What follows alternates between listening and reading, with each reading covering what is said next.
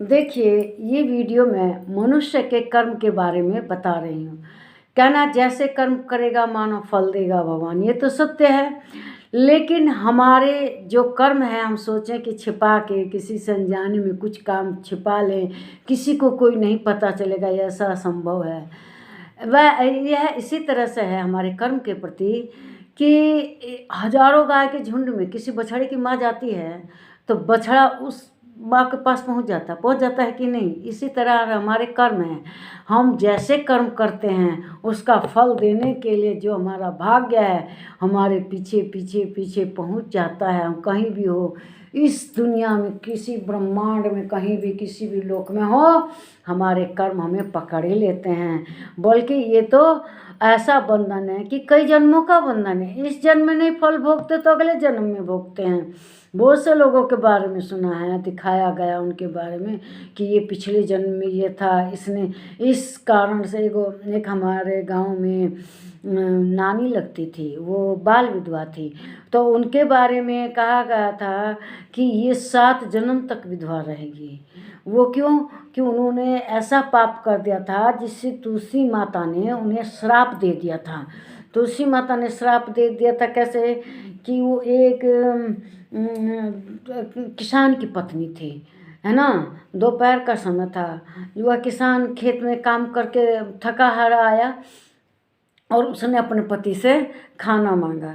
तो पहले ज़माने में लोग अक्सर आंगन में ही खाना बनाते थे, किचन वगैरह का, ये बहुत पहले की बात है, ये कई जन्मों पहले की बात है। तो जब वो खाना बना रही थी तो उसने क्या कर रखा था, माड़ पहले पसाया जाता था, एक पतीली में बनाकर उसको उल्टा कर दिया जाता था और माड़ निकाल रखा था एक थाली में।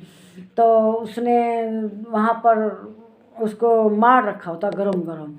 तो उसके पति ने उससे खाना मांगा, वो थोड़ा देरी हो गई थी खाना बनाने में, तो उसे उसके ऊपर कुछ क्रोध आया। उसने अपनी पत्नी को कुछ बोल दिया। तो वो खेती वगैरह बहुत अच्छी थी, राजपूत थे जात के। तो उसने जब अपनी पत्नी को कुछ बोल दिया तो उससे बर्दाश्त नहीं हुआ। उसने क्या किया, वह मार उठा के अपने पति के ऊपर ऐसे फेंक दिया। तो पति के ऊपर तो नहीं जा गया, वो चला गया। पहले अक्सर आंगन में तुलसी जी लगा देते थे, एक तरफ मिट्टी इकट्ठा कर, तुलसी जी के ऊपर पड़ गया। और तुलसी जी के ऊपर गरम गरम जो मार पड़ा तो तुलसी जी ने, जो तुलसी का पौधा लगता है, उसने श्राप दे दिया उन्हें कि तुम 7 जन्म तक इस पति का मुंह नहीं देखोगी। पत्नी तो इसकी बनोगी लेकिन मुंह नहीं देखोगी। तो वही हुआ उनके साथ। क्या हुआ कि उनका जब शादी होके आ रही थी, पहले शादी होके घर पर रख लेते थे लोग, बाद में गौना करते थे जब बड़ी होती थी लड़की। तो उसका जब गौना हुआ और वो रास्ते में आ रही थी और रास्ते में ही उनके पति को बुखार लगा। आज वहाँ पर गंगा नदी थी, उन्हीं के किनारे उनका दाह संस्कार हुआ, सब हुआ और उनको अकेले ही घर पे उतारा गया। जैसे बहू को गृह प्रवेश कराया जाता है, ये कह के कि लड़के की तबीयत खराब है। जब वो ऐसी दशा हो गई घर में और वो मतलब अब किसी अब बहुत दुखी रहते थे, उनके माता पिता भी रोते रोते दुखी हो गए। तब उनके ससुर ने कहा कि ऐसा कैसे हो सकता है, किसने पति का मुंह नहीं देखा और विधवा हो गई। ऐसा तो बहुत अनर्थ वाली बात है, ऐसा कौन सा इसने जघन्य अपराध किया था। तो ये बनारस में गए, वहाँ पर दिखवाया उन्होंने, जो कई पीड़ कौन क्या भोग रहा है, कर्म फल निकलवाया उसका। तो उससे पता चला कि इसने तुलसी माता के ऊपर मार फेंक दिया था और उसी का, तुलसी जी का श्राप है कि 7 जन्म तक ये विधवा रहेंगी। ये इनका 4था जन्म है अभी, और इसने पति का मुंह नहीं देखा और विधवा हो गई। इसी तरह से इन्हें 7 जन्म भोगना पड़ेगा। अभी इन्हें 3 जन्म और भोगने हैं। तो इसे कहते हैं कर्म फल।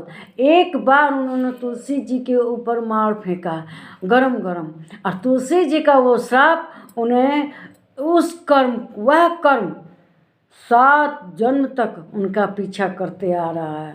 और वह 4थे जन्म में भी ऐसे ही बिना पति का मुंह देखे विधवा हो गई।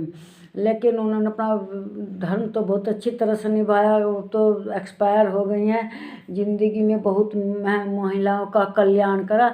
लेकिन एक बार का कर्म 7 पीढ़ी तक भोगना पड़ा। इसीलिए मनुष्य को हमेशा अच्छे कर्म करने चाहिए।